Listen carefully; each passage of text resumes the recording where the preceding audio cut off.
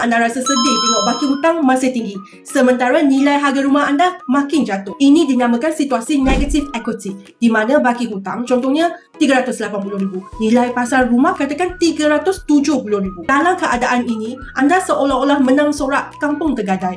Anda menanggung hutang besar untuk aset yang nilainya jatuh. Save dan like dulu sebab Melissa nak bagi satu manfaat. Untuk situasi begini, anda tidak sesuai untuk refinance kerana nilai pasaran anda adalah rendah dan anda tidak dapat tutup balik baki hutang lama dengan bank. Solution terbaik adalah berunding terus atau write in pada bank untuk mohon pengurangan kadar faedah bagi menjimatkan faedah rumah anda. Saya Melissa, kepakaran saya adalah bantu cari plan refinance yang berbaloi supaya anda dapat penjimatan untuk meringankan beban.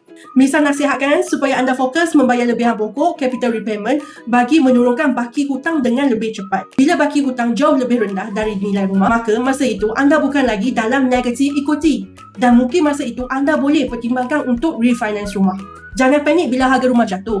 Strategi yang betul dapat menyelamatkan poket anda daripada terus berdarah. Follow Melissa for more tips.